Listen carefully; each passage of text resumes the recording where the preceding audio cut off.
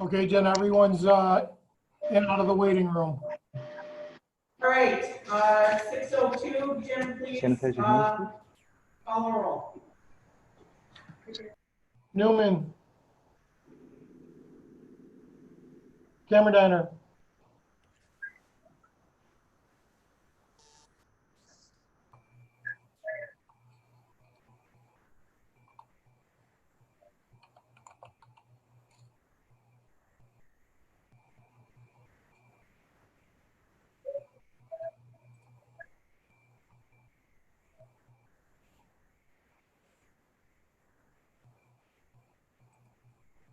Sean, you've muted me there. Are you out? Can you hear me now? I hear you now. Can you hear me? Okay. Hey, Jim. And I saw Tom come in. Yep. Tom. Here. Tom's just a hair off the screen. Yep. Hang on a second. Okay. Yep. Better. There you go. Alrighty, Newman, Here. Cameron Diner, Here. Rautenstrau, Here. Milam, Here. Cook. Here. All right, welcome everybody. We have a couple things. We'll go through the agenda first, and then we have Matt Montalban. Did I say your last name correctly? Montalvo. Okay, here from Drescher and Malecki. He's here to go over our audit. And we have Bill on, right? Our city treasurer? I'm here. Perfect, okay. All right, so let's go through the agenda real quick, and then we'll introduce Matt, and then we'll go from there. Minutes? I'll take them, Madam President. Okay. Camera diner?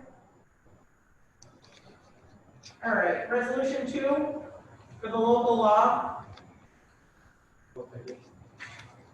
Nylam?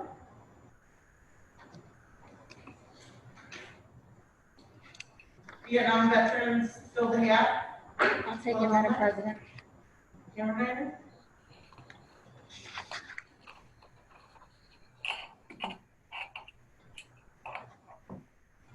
Okay,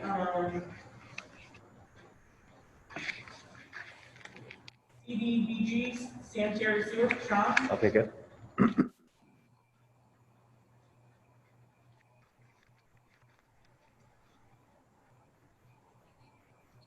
If no one objects, I'd like to sponsor the Porch Fest resolution. Does anybody have anything for executive? Okay. Okay, so we are not going to do executive. All right. Matt, welcome. Thank you. Can everybody hear me okay? Okay. Hear us? Yes. All right. Well, I'll get right into it. I'm Matt Montalvo from Drescher Malecki. I'm here to present the results of the external audit of the city for the year ended December 31st, 2019. I'll talk through a PowerPoint presentation. I hope everybody has a copy. And certainly feel free to stop me at any point if you have questions, but I'll start and go through that presentation. So on page 1, just goes through the products of our audit. And basically the main component is the basic financial statements and our opinion on that financial statement, as well as the management letter and auditor communication letters. Those are the 3 communications that we provide. On page 2, to kind of go through the auditor communications, these are our standard required communications. The first thing we do is clarify our responsibility under generally accepted auditing standards. Matt? Yep. Are you going to share that presentation on Zoom meeting so the people that are Zooming in can see also, or is that something we should be trying to do? Not that I'm capable of doing it. I can try to share my screen.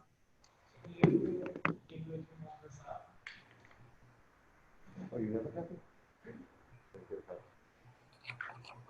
I know usually we have it projected on the wall, but Hey, Bill, yes, Jenna? do you have copies for the council? I kind of thought they'd be, but yes, I will be right in with those. Sorry about that. I just figured we'd be watching the presentation. I'll be right there. I can share my screen if it just says the host has to enable me to do that. It would be me. Maybe you. Yes, Jim.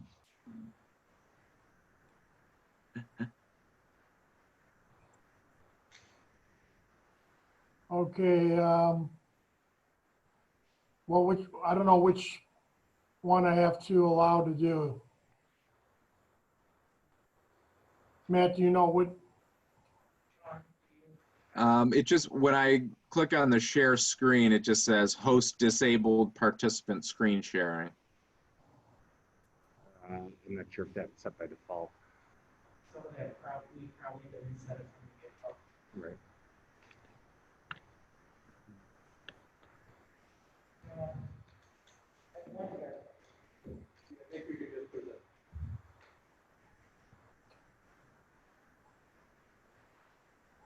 Oh, wait. I think you let him. Oh, done.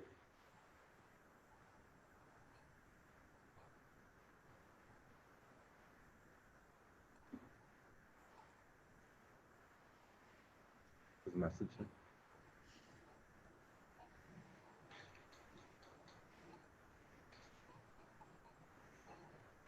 Okay, if you, there's an upward arrow to the right of the share screen and select multiple participants can share. But he's got to do it from his computer because he's as the host. Okay, so I don't think he can do it. Oh, but he is. share with us, everyone.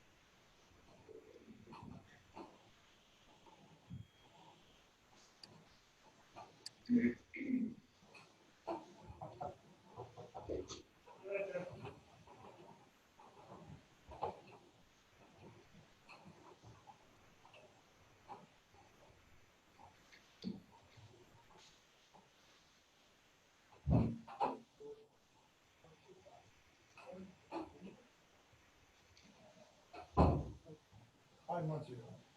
Huh? Like 5 months ago. Should be an option to share on the phone. I had it set up on it. So like down here, there's like a share screen. Multiple, that's it. So that should allow you to share, Matt. Okay.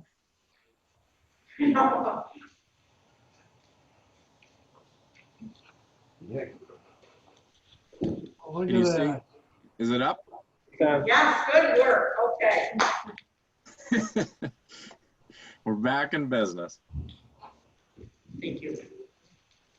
Okay, so we are here.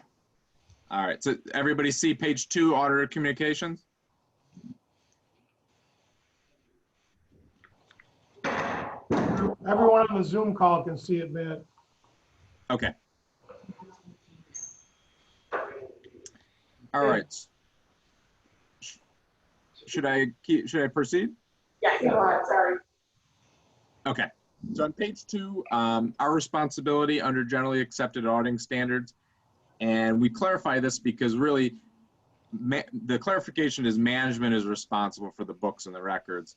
They prepare all the information. they take ownership of the books and records. Our role is, as an independent third party, is to provide an opinion on those financial statements, that they fairly represent the city's financial position and results of operations. So they can essentially be relied upon in making management decisions, on the council level, making budget decisions. So we believe that the city's financial statements fairly represent your financial position and can be relied upon. Significant accounting policies and estimates.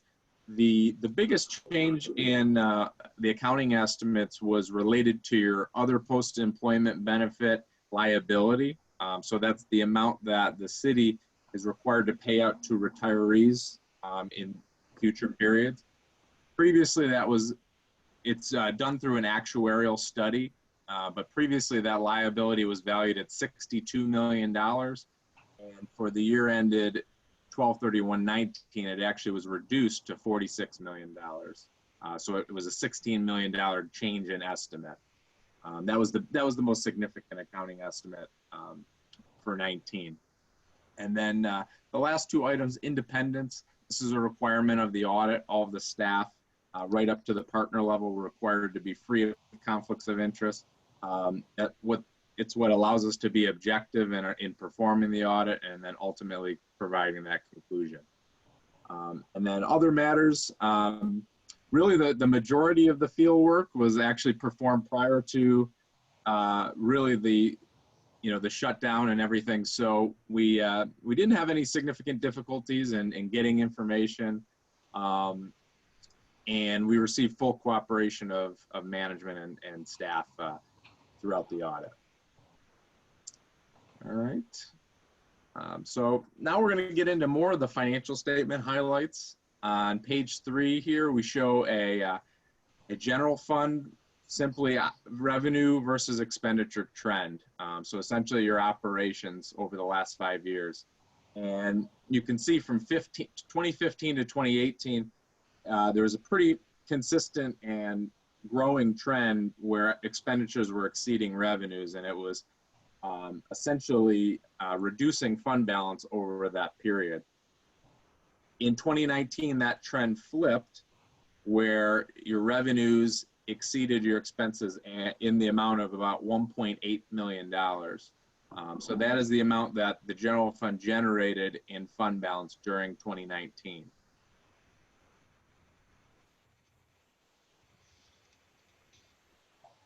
And I think, in past years, we had a lot of discussions on this trend. And I even remember coming and meeting with this group, I want to say it was in February of 19, and there was a lot of concern around, where this trend was going to go, and looking at, cash flows and operations. So it was personally for me, it was great to see this trend flip. And to see, yes, there's some tough decisions that had to be made, but it showed the resilience of the city to be able to really have a pretty favorable year in 19 and get to a stable position. So that kind of leads us into the unassigned fund balance graph. And you can see, that impact from 18 to 19, where the trend was going in a declining manner, and you were able to flip that in 2019. And we always show it as a chart, kind of to put it in context, a percentage of your expenses or a percentage of your budget. And the GFOA, government finance officers, they have a best practice out there, and they talk about, having essentially 2 months of your operating expenses on hand in fund balance, in that available fund balance. So, where you were at a level, declining to a level of 5.4% in 2018, you see that number jumping up to about 12.4%. It's not quite at the 2-month period, but it shows that it's stabilized. And the importance of that is really having that cash on hand, because your major revenue sources, your real property taxes, your sales tax, your state aid, it's all on a lag. So you're not getting that money, in the first of the year, or even necessarily in line with how you have to pay your operating expenses. So having that cash on hand really helps to keep, cash flow and helps the city to not rely on, outside financing just to get through operations. So a pretty significant change in 19, and shows you're at 12.4% more of a stable position versus past years. On page 5, this shows the total fund balance. So your total fund balance is just over $4 million in the general fund, about $1 million in areas that are either restricted or earmarked, workers' compensation, insurance, and then you have an amount that's prepaid for future expenditures. Any questions on the general fund before we move on? Okay. Looking on page 6, the sewer fund revenue versus expenditure trend. You could see for the most part, there is some fluctuation, but for the most part, it's been a stable trend over 5 years. In 2019, you did see an increase of about 250,000, and where that lands with your ending fund balance is at a level just about $850,000 in the sewer fund, all assigned for sewer purposes. And then on page 8, your other major fund, the water fund, which is the operations are completely with the Erie County Water Authority. And really the function of that fund now that the debt services off is really to collect surcharges for water related expenses. So, that's another fund balance that's in a stable position, but the activity has decreased over turning that operation over. Looking forward, because obviously a lot has changed in 2020. When looking at the challenges that really municipalities are facing right now, particularly in New York State, the big areas that are being impacted, sales tax, which show, you have about $5.2 million budgeted in 2020, based on projections. And this is mostly from the New York State Association of Counties. They put out pretty updated information and they track this information, but it is conservative and it's statewide. But based on the most recent information, potential decreases ranging between 10 and 25%. So when you relate it to a $5.2 million budget, it is significant that you could see those revenues come under budget by anywhere from $500,000 to $1 million in that kind of range. Obviously based on the economic activity out there right now, and nobody really knows where it's going to go over the next 6 months or so. The other big area that on the New York State budget is seeing cuts is in state aid, about $2.8 million in total in your 2020 budget. The biggest pieces are primarily per capita aid, and mortgage taxes is lumped in there as well.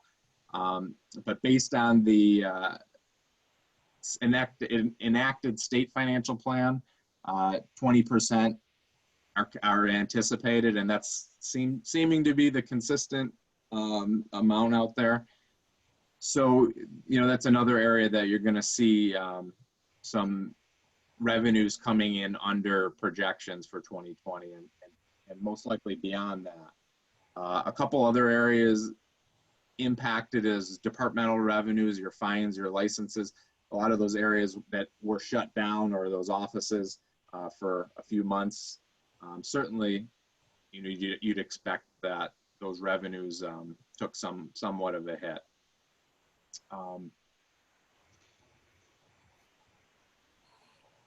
From a financial standpoint, 2019, particularly in the general fund, we saw that trend, that negative trend flip. So certainly positive for where you ended up 19. Looking forward, obviously 2020 is, there's kind of some new challenges out there, but you're certainly in a better position to handle those than you would have been prior to 19. So that is a testament to the city's strength to make those decisions and get back to a stable position. And obviously the focus now, the biggest observations that we've had out there for our cities as well as other municipalities is, you know, how do we tackle those challenges in 2020? We talked about the financial side being major revenue sources. Oh, yeah. Jim, can you please mute everybody except, with the exception of Matt? And I Bill? have. And then, you know, looking at it from a operational side, you know, we've been recommending to our clients, looking at kind of doing a risk assessment of your operations now that you've gone through, you know, the major shutdown. Where are there some additional risks? Obviously, with, you know, certain individuals that may have been working at home, or, you know, change to more of a remote operation, it presents some additional risks from not only internal control standpoint, you know, making sure that segregation of duties is adequate, but also from an IT perspective and security.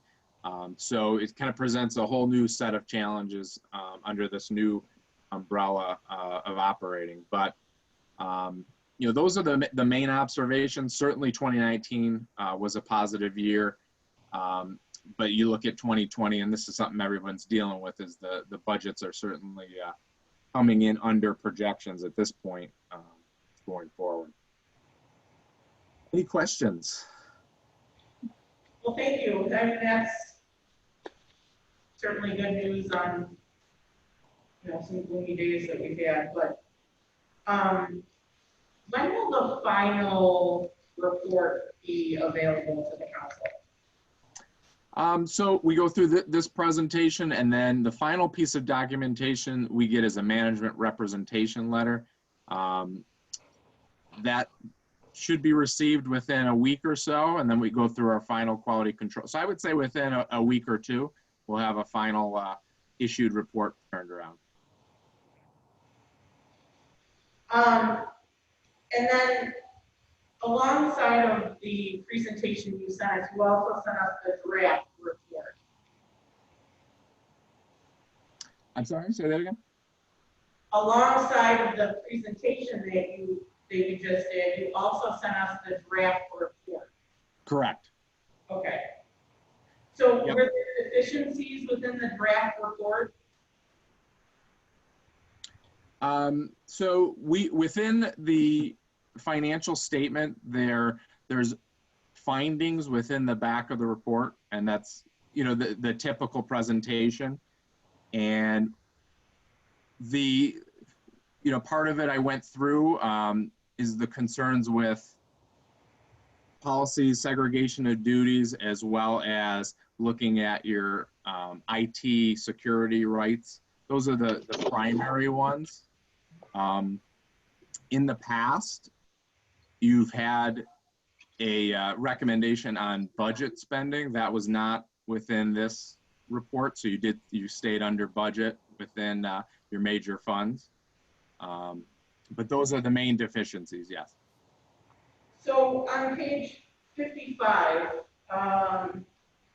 under the findings, one of the recommendations you have says that we recommend that the city's IT department have the rights to create, modify, and delete users, but should not be given full administrator's rights to prevent the ability to edit financial data. Are you saying that that was a finding that you had found that an IT department had edited financial data? Has that happened, or?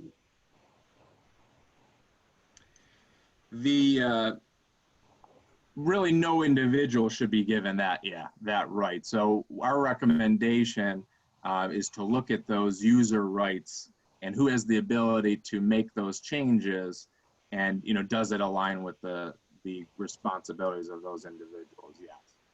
Okay. And that was a similar finding that you had in 2018, right? Yep. Okay.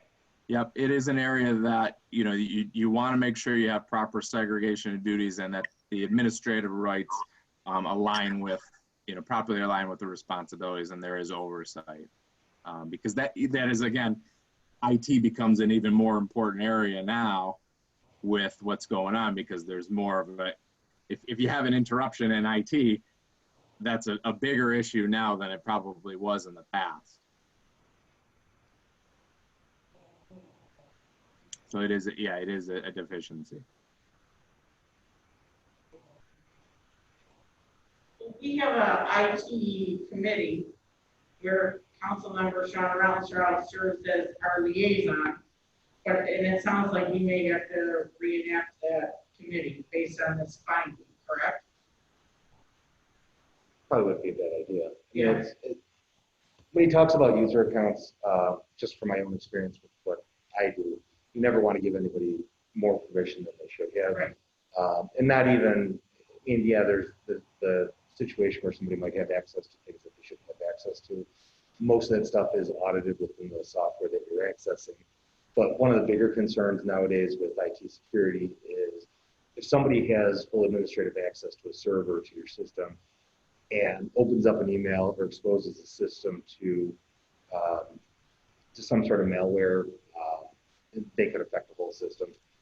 So you want to control who's accessing it. It makes sense, and that could just be a matter of talking to it's Lieutenant Sheen, whoever administers this, is to just kind of bear down on it better and follow those policies. And unfortunately, it's the nature of the beast with IT. It makes things easier to give people full access to the system for the sake of getting things done, but it's something that should be bared down, especially with everything you expose yourself to nowadays. So I follow those guys. Yeah, and we recommend that it's kind of looked at periodically as positions and individuals change over. So it's something you almost want to put it in as a standard process annually, or semi-annually. That's something that maybe the committee can look at. And we just updated our, and Bill, you can help me out, but we just updated our system to a new payroll system. And did you experience any challenges with that? No, the way we work it out now is the IT department, between our internal and our external, they take care of the mapping. So they get people access to the server, and the server is locked out and has tight security. The actual financial software, I control the rights to who has it. So between the IT department and finance, IT would have to give rights to get to the server, and then I would have to give rights to the finance portion. And there are no rights outstanding for anyone in IT to get into the finance software. And I can't get to the finance software from just anywhere. I have to be given permission by Scott to we can only get on via secure machines over a mapped network. And again, Sean would know that better than I, but I can't just go to my laptop and log in. It has to be on a secure link that IT set up. So the new software, I believe, when Matt and his firm come back in March for the discussion points, that a lot of those things will have changed, because the newer software affords that security that modern IT security would want. The 15-year-old system was a little bit lacking in that respect. So this is much more dynamic. So we have various levels of security, and then we have various levels within our department to make sure that people can access and view but not change. So there's very few people now that can actually change. And then also the new software locks down accounts. So people now in departments can only really touch their 10 lines in their department. Everything else has to go through myself or through the software company. So I think Drescher will be very happy when they come back for next year's audit and what we've changed. But by the same token, this is a fairly common comment in a lot of municipalities, because if we don't have a lot of money to hire and really get layers of people, we're small.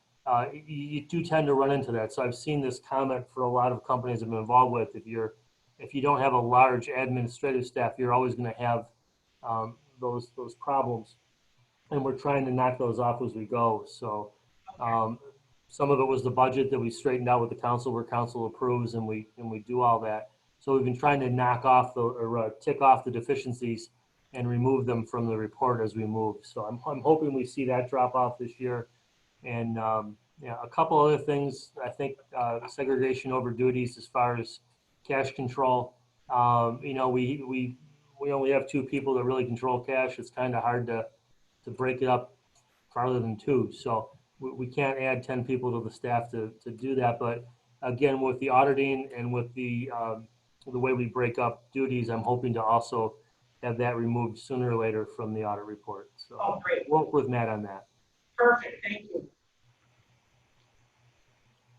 Okay. Council? Well, thanks everyone for your time.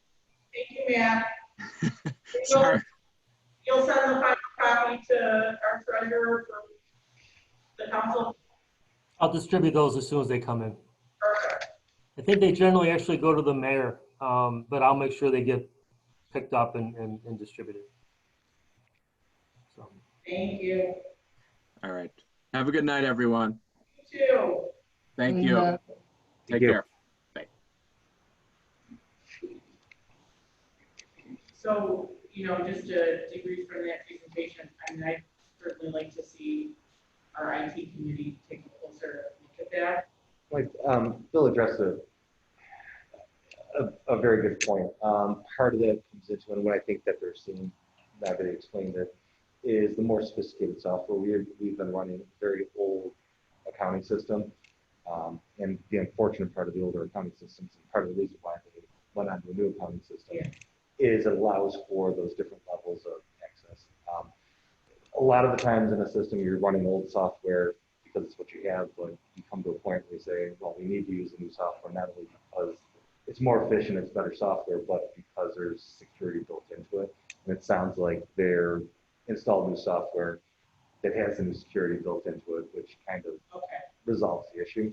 But again, something I'd be happy to discuss further with them. So what are your thoughts? It sounds very similar to some of the stuff that I've done in my own business, where we put in new software, and the installation of the new software, removal of the old software, kind of fixes the glitch in the process. So maybe it would be helpful just to have a conversation with Scott and say to English. Absolutely. In terms of, Sure. the finding, we've made corrections, but we've seen it trend on our reports for a couple of years. Right. So. Yeah, absolutely. And like you said, I'd expect that to drop off. Yeah, with right, the right. new softwares. No, makes sense. I'm pretty pumped that our revenues exceeded our expenditures. I agree. So that was good news. It does put us in a better position this year as we're dealing with Exactly. Any other thoughts?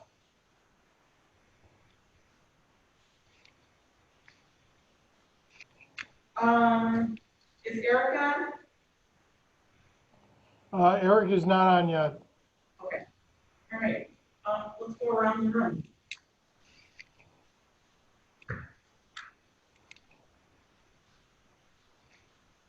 Have you got any updates on that? Not yet, Tom. Still can't get into the clerk's office to check anything. Called yesterday, you all let anybody in. Essentially, that's because there are a couple of residents along Love Street, lots of kind of large along there, but they are looking to possibly buy a small portion of it.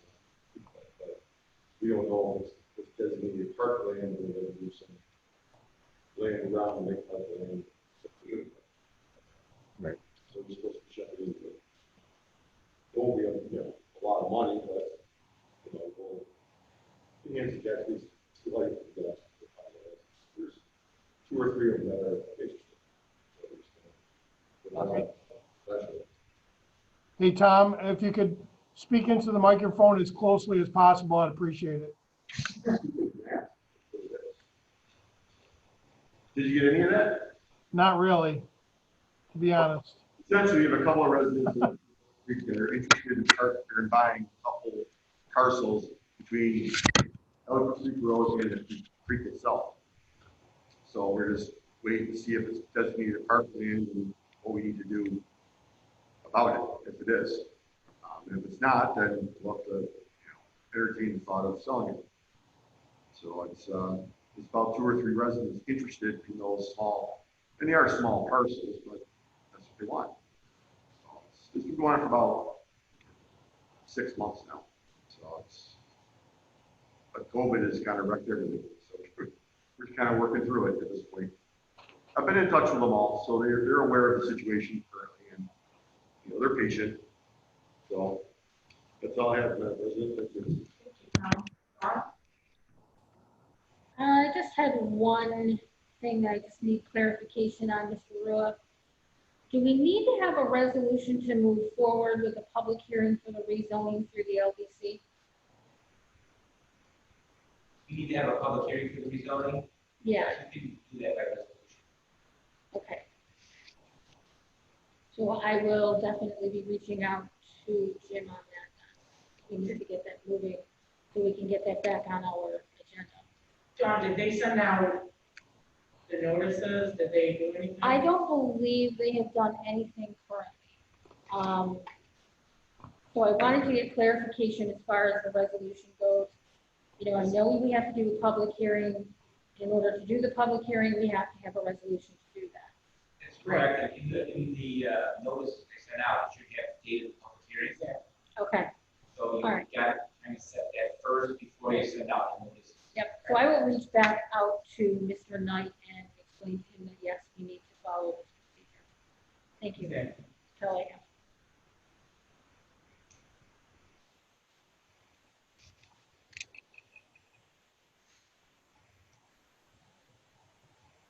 John, is there an update on traffic and safety? Will they be meeting? Currently, no. I don't have, the last conversation that I had with Captain Folds was he was still unsure of when we were going to be meeting. He wasn't sure if it would be before the end of the year, but he was doubtful. We have been meeting with the LDC currently out in the back, but they have asked to come into the building. However, I was informed since our last meeting that Saturdays are no longer an option, Oh, they're not. that we can only correct him. It can only be done on every other Tuesday? That's what we're trying to get everybody in on the first and third Tuesday. So far, we have three of the boards that are scheduled for the on the first and third Tuesday. I have not heard from traffic and safety. The LDC have again, I have not got any communication on that.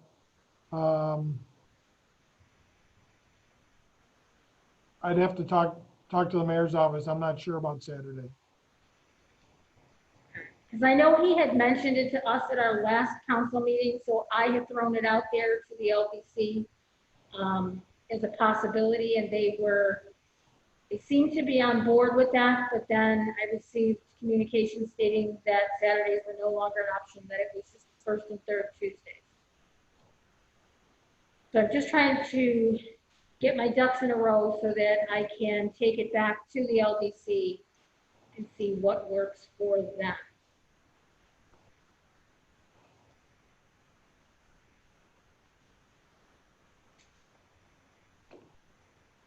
I can reach out to traffic and safety as well.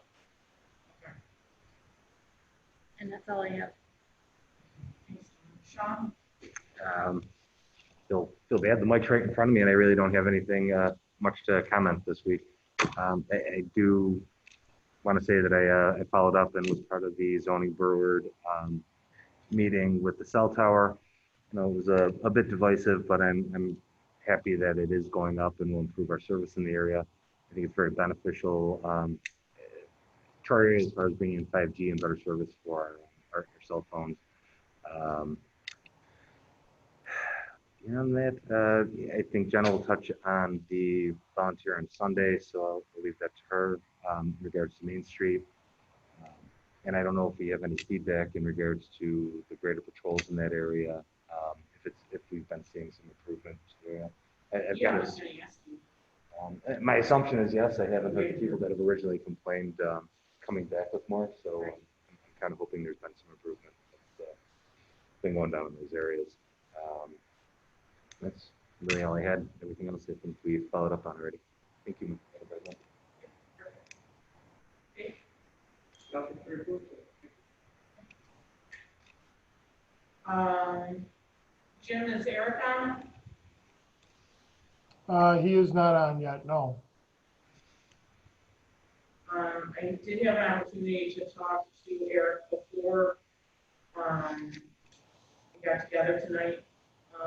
I know we talked about dumpster enclosures, and he refreshed my memory to why we didn't have an ordinance,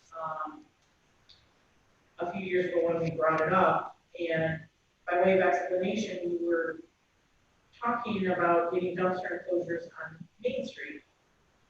And it would have reduced the parking pretty considerably. So, in talking with Eric, and I'll let him tell you what he is in support of dumpster enclosures. We are probably one of the only municipalities that does not have an ordinance that requires that. And you can make certain modifications to the ordinance where Main Street wouldn't be impacted, but there would be so many parking spaces. So, but I'd rather you hear it from the source. So he had a planning board meeting at 6:30, and then he was going to jump on that Zoom. But by way of explanation, you know, he was in support of it. But let's talk to him more and let's get, you know, feedback from you guys on your views about that. Bill, I want to defer some time to you. I know we've gotten some calls about some notices that were sent to our city residents. It was the corrected tax statement. And you obviously can touch on this much better than any of us can. Can you just kind of summarize the notification, the notice that the residents received and what it means?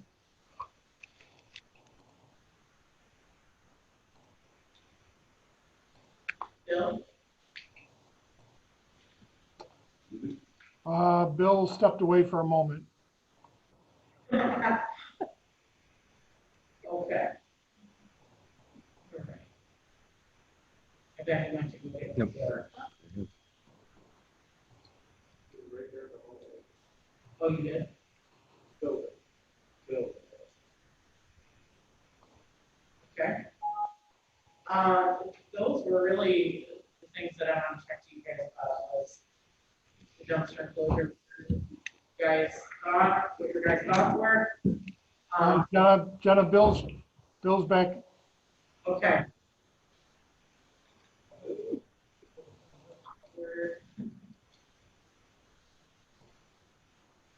Hey, Bill.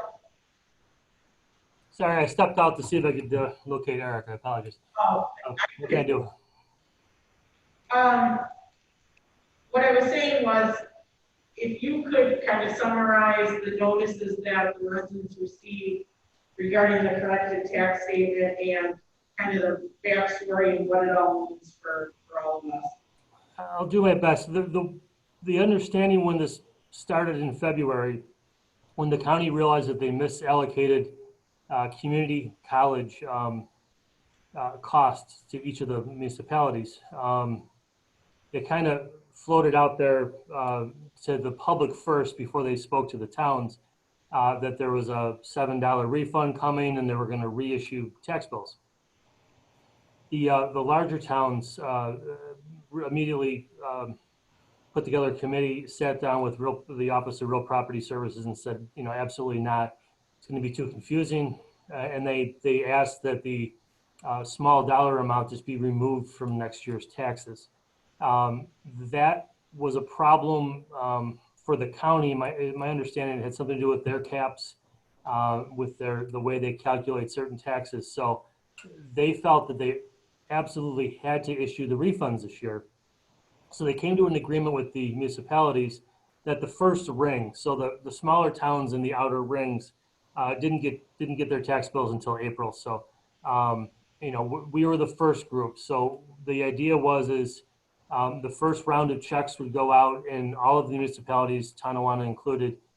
We had to come up with documentation and additional information for the county that we've never had to provide before, so they could issue these refunds along with what we thought would be a letter. And then so the people could have that in their funds, and then they'd have a document for their taxes. We still haven't seen any refund checks. All of the money's been turned into the county that we've collected, and we've all turned over our collection to the county. And then on Friday, the first revised bill, which is what they promised us they wouldn't do, came out. And the first person to show it to me was very confused, and I understand why. Yeah, even though it says in two places, do not pay this, it's not a bill, it really doesn't explain why the county felt it necessary to do it, that it was a corrected tax bill that's lower than the tax bill you received. And the real problem is most people don't get tax bills. It goes to their escrow company, and they really don't see it. They get a receipt, or they see it on their escrow at year end on their banks, on their 1099, 1098. So people actually getting these bills now are getting something they probably haven't seen maybe ever in their home ownership. And it's creating two problems. One, a lot of people just see the penalties, they get nervous, even though it says in small print, not a bill, do not pay. They see a bill and they either assume they just owe more, or that the city didn't remit the property taxes, so now the county's coming back and asking for it again. The second problem is we're getting a lot of people that are saying, wow, I never realized my county taxes were that high, because they really, out of sight, out of mind. They came out of their escrow, and they never realized what their true cost of county services was. So we've been getting phone calls in our office since Friday afternoon, and an awful lot yesterday and today, people coming into our office, calling our office. But what I tried to get out via Facebook, and what I'm hoping we can get out through the Tonawanda Sun and such, is it's just for your records. It's just to tell you that what you probably should take for your taxes, if you're one of the lucky people that still has enough deductions to deduct, this is your revised tax bill. And it's generally 26 cents a thousand lower. So if you have a $100,000 assessed home, your approximate refund should be about $26. I know my refund's going to be $30.20. Most people are right around $30 in the city of Tonawanda. It's the average home. So instead of telling people they're getting a refund and telling people this is really making it super clear that it's revised, and maybe even a letter explaining what the error was in the counties in the first place, where the people, do seem truly concerned because they think that there's a bill and there isn't. The county isn't issuing any new bills. If you get it, file it. If you have relatives or friends that don't necessarily see the Tonawanda newspapers, or what might be in some of our regional newspapers or on Facebook, please let them know, give them a call and let them know that this is not a new bill, they do not owe it. If they mail us a check, we are going to forward it on to the county to return, because we don't know if they still owe money or not anymore, really. So they'll get their checks back if they already paid it. But, please just try to get it out in the community that if the county apparently did something without talking to the municipalities, and before it creates a headache for a lot of older residents who might really feel a financial concern, it's not something they owe. It's just for, even though it looks like a bill, it truly is just for their filing cabinet. So. All right, great, thank you. Jim, is Eric on yet? He is not. Okay. He had said he was going to join us, so.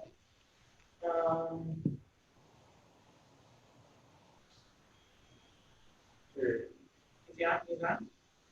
Oh, there he is. There he is. Okay, he's here. I thought you were zooming. Oh, no, it's got official meeting upstairs. Just so you're captured on the. All right, so thanks for coming to talk to us tonight. by way of explanation, we wanted to talk about dumpster enclosures. So I asked Mayor to reach out to you to see if you can come talk to us. Just let everybody know what our current ordinance is and we can talk about. Basically, right now, the only ordinance we have is the first two dumpsters, is they have to keep the lid closed. That's it. We don't have anything for closures, we don't have anything for anything else other than that, really. So, a lot of other municipalities have stuff for those lid closures, we just don't have it. What would be your recommendation for the council? I'm all for doing something for dumpster closures. You just gotta find a nice heavy medium or figure out a way to do it like it now. Especially the section of Main Street between the Broad and the end of Niagara. Cloning alley, meeting alley, they don't have a lot of space behind there. So also it's a county rule. Are they gonna put a dumpster there if they don't have the space for it? I have the city property. I don't like to see that brings up a whole other gamut of things that go wrong with that. So I'm all for it. We just have to figure out the right way to do it for that. The rest of it, most any place that does new construction, if you ask for it, they'll give you a dumpster closure. A lot of times it is pretty much standard fare for construction.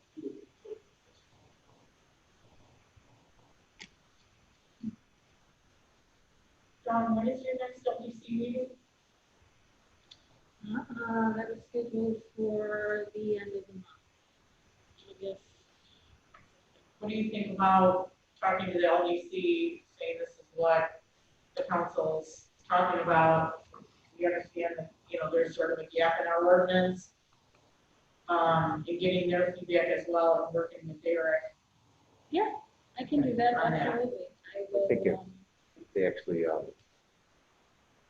have the opportunity to reach out to the businesses there and just kind of discuss with them the challenges they face, especially with Main Street places, and what will kind of work with them. I mean, that's going to be the biggest areas, those ones around the Corn Galley, our area downtown. I remember a few years ago, that was brought up back there in Coney Galley. But again, as you stated, there's not enough space for parking back there. Like, Mooney's would have that. Right there. I think it was more towards Broad Street is Yeah. where there was, Yes, the closer you go to Broad Street, the narrower it gets. right. Basically, starting with Allstate, Mhm. just goes down a foot, 2 feet off of that. Yeah. Well, when you talk about the, and obviously there's a lack of space and some people have more room than others, rather than giving each one of those businesses part of city land to use it, would it be feasible to maybe have a centralized area for the dumpsters, or would that be burdensome to them to have to transfer to someplace that'd be a little more local? I kind of recall in other places kind of seeing in strip plazas where they share a general dumpster area and they're responsible for their own. Just as far as thinking outside of the box or something that would be better for them.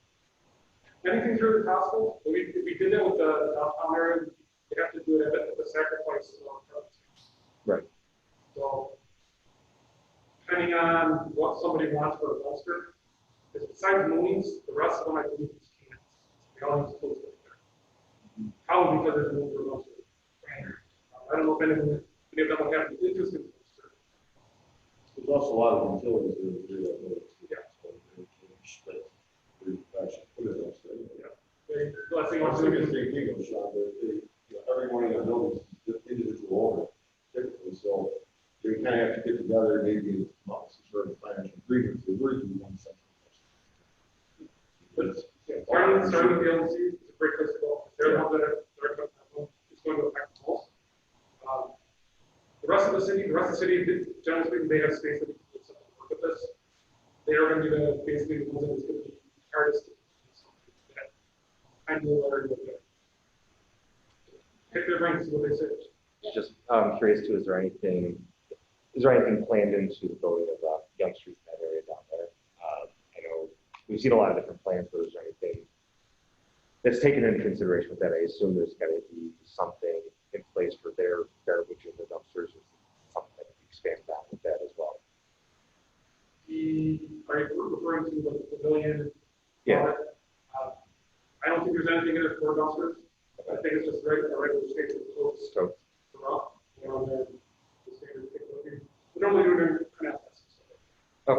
So kind of a thing. And when you do say that about the, what the code is and what dumpsters are, as businesses, we are picking up their garbage. It is tote based, and we're doing that as a courtesy to them. Is there anything in there that they're, I guess, are expected to get a dumpster if they're over a certain size or a certain size garbage, or is it because of where they are? I do believe there's something in there that in regards to the number of posts they can have. Okay. I can't quote it off the top of my head. Nor could I. But there is something that kind of Yeah, I covers believe it. there's something in there about posts, and that's the number you can have per address, something of that nature, and a lot of picking up from commercial businesses. There are restrictions. Yeah, there are restrictions. That's what I thought, but there's also a fine line between pushing that out on new businesses and having them take on that burden and kind of working with the businesses and welcoming to our area too. So I just feel like you want, like Eric said, you want to find something that's going to work for them, and that's not too burdensome. Yeah, we So meet on the next step. 25th, so I'll figure that out. Okay, so next step, No, the state code doesn't care. It's all local stuff, so they, if you want to say if it's, you know, if it's this tall, they gotta do this, but other than that, And just tying into other things, maybe as we talk about that, perhaps having a regulation in there that it has to be locked and kept from people getting into it that don't have regular access to it. We've seen some other issues in the area. I just said in tying into that, if we do something with the ordinance, just given some of the problems on Main Street, Niagara Street, that area, is to also have the requirement to have those dumpsters locked, protected from people getting in. all right, so next step, Don, talk to the LDC, Don, you wanna talk to, you know, the Main Street businesses, some of your. Sure. And maybe you can put a recommendation together after Don and talks to the LDC and Sean gets feedback from some businesses. yeah, we'll go some together. So Okay, awesome. Thank you so much. you're welcome. Take care. Thanks, Eric. Are you sticking around or?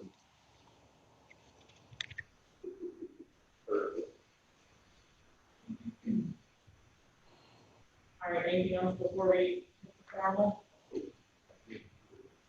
right, right on cue. All right, Jim, at 7 o'clock, please call the meeting of the City of Tonawanda Council to order. Please call the roll. Newman, Here? Cameron, Here, Raudenstrau, Here. Mylum, Here, Cook. Here. All right, please stand for the pledge.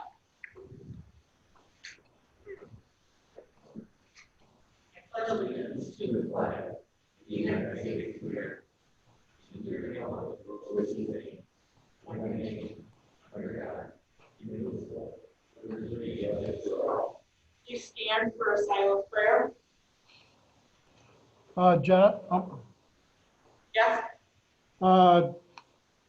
Associate Pastor Dave Nadell sent a prayer over just a little bit ago.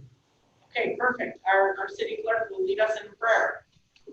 Lord, our rock and redeemer, thank you that you are perfectly faithful. You never forget, never fail, and never take back a promise. You have promised that when your people gather in your name, your presence is here with us. Fix our eyes on you and let our ears be attentive to your voice. Restore to us the joy of our salvation as we worship you. May we grow in the grace and knowledge of our Lord and Savior, Jesus Christ. To you be the glory both now and to the day of eternity. Through Jesus Christ our Lord, amen. All right, please be seated.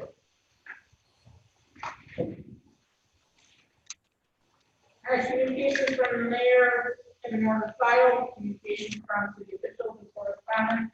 They've also been ordered and filed. We are not going into executive session. At this time, we'll not take comments by the public on the resolution. For those that are joining us via Zoom, there's a spot for you to raise your hand. If you want to speak on the resolutions, And anyone in our gallery can also come up and speak on the resolutions. Okay, so everybody in the gallery is shaking their head no. Anyone on Zoom who wishes to speak on the resolutions?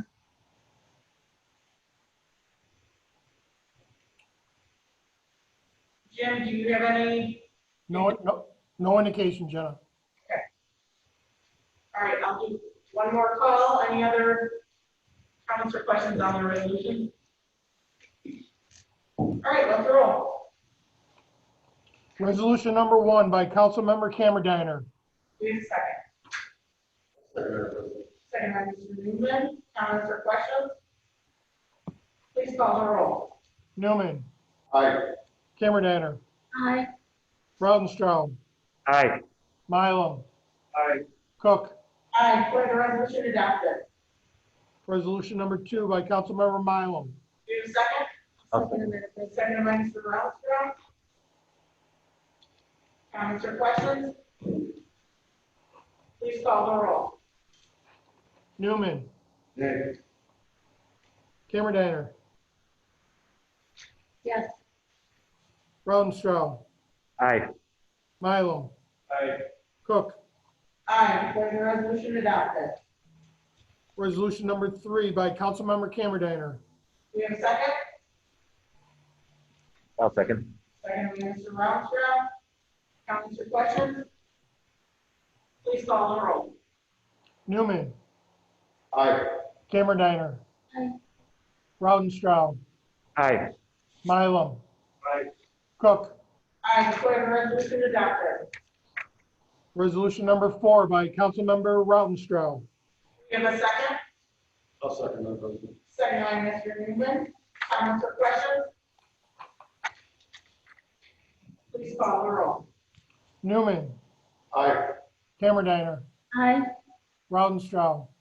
Aye. Mylum. Aye. Cook. Aye, declare the resolution adopted. Resolution number 5 by Council President Cook. Second? I'll second as well. Second by Mr. Ralston. Comments or questions? Please call the roll. Newman. Aye. Cammerdiner. Aye. Rautenstrau. Aye. Mylum. Aye. Cook. I declare the resolution adopted. At this time, we'll now take comments by the public following the resolutions. Again, for those that are joining us via Zoom, there is an indication that you can make on the app or when you're reviewing it, indicating that you would like to address the council. And any resident or individual in the gallery that wishes to speak.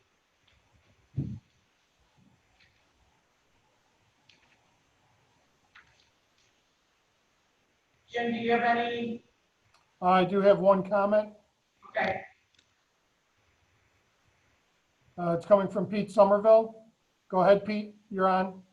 Thanks, Jim. Just want to thank everybody, Legislator Hardwick, the mayor of the council, for getting the hub open. I was here 2 weeks ago expressing my frustration.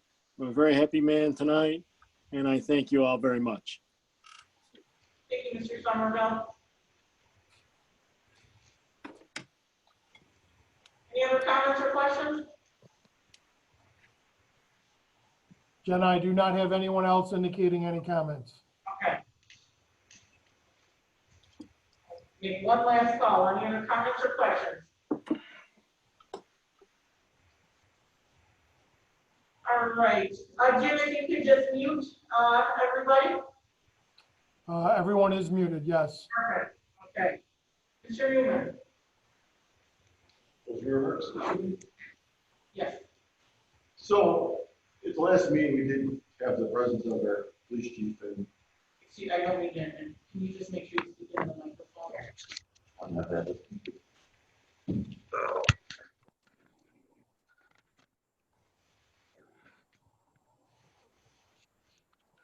Would you hear me, Jim?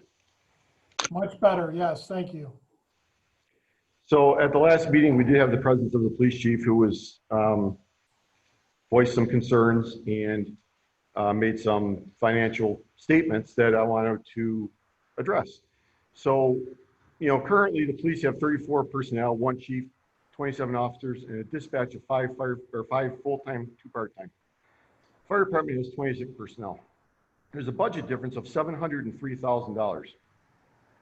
You take away the dispatch because it's really police and fire combined, so it's really shouldn't be completely under police anyway, but it is. They still have a departmental difference of $303,000. The chief also commented that fire had $95,000 in compensatory time that is pretty much overtime. So the $95,000 comp time can only be paid out in straight time, and it cannot be used if it creates overtime. So it's not overtime. This is part of their CBA, just like the police have their CBA, and they get paid $70,000 for briefing and $40,000 for court pay. So we don't want to split hairs in a lot of these budget items, but we shouldn't be pointing out that they have, all this in overtime money, because it's not true. Now, in response to Mr. Ruppenstrau's challenge from the last meeting, if all of our employees collectively decline their raises for 2020, which we talked about, a lot of these numbers we have talked about already, it would be a number of $114,889. If employees decline 2021 raises to help the city in their financial stress, be an additional $229,778. If employees contributed 12% healthcare, okay, because the national average on healthcare is 12%, that's approximately another $306,708. Now, if we transferred our dispatch headache that we have apparently to the county dispatch system, it could save another $400,000. Therefore, it all adds up total to $1,051,375.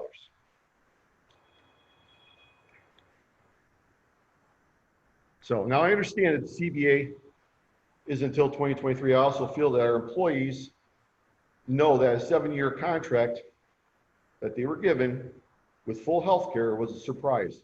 I absolutely do not blame our employees for accepting this contract. Why wouldn't they? However, the city can no longer afford this, and it's not fair to continue to hammer the taxpayers. So that's really all I have. Thank you, Madam President. Thank you, Mr. Newman. Cameron? I have nothing to report. Thank you, Ms. Cameron. Mr. Armstrong? Yes. Thank you for moving the speaker. Appreciate it. You're welcome. I really have nothing to report, but I just do want to piggyback on Mr. Newman's comments. I do appreciate you adding those numbers up. Those aren't numbers that I had considered. I think, there are some things that we can attack, and I think as we move forward, those are things that we should address. But as I mentioned before, the going over the tax cap, if we don't get there, the penalty to that is pretty severe. I don't disagree with you on the amounts of money for our union members. I had, in talking to them before I came back onto the council, I was part of the council that did approve the contracts. At the time, they were fair contracts. I believe that they were in line with previous contracts, and 7 years was a little ambitious, but we didn't know we were going to be faced with the pandemic in that time. And I did mention the gentleman when I did talk to them that I felt it would be disingenuous to ask for that money back or to ask for changes in those until we were faced with something. And I held to that to this point. It would be great if there was concessions and there was something coming in. But again, those are contracts that were agreed with. Those were for the next 7 years. And in all fairness, that is what was negotiated.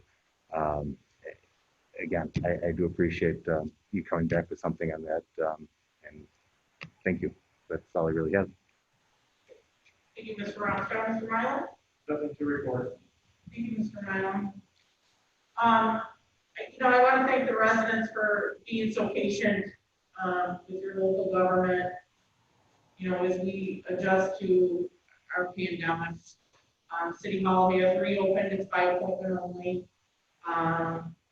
And as you can see with our council meetings, each and every week, we're working to improve how you're able to watch these meetings. So I appreciate you just being patient with us. And as always, I hope you and your families are staying safe and healthy. I want to also, I'll give a shout out to the city treasurer and thank him for explaining the corrected tax statement from the county. I even opened up my bill on Friday and I said to myself, what the heck is this? And you really have to be inside to understand how that bill is broken down and what it actually means. So I appreciate that.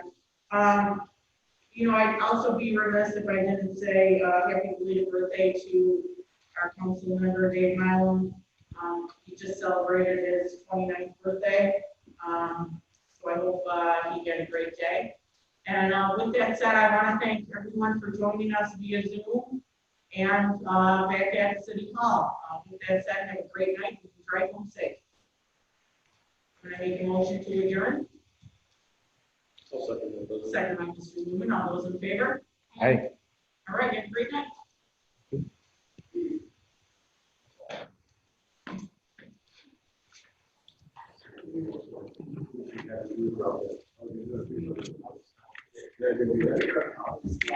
I mentioned it to me.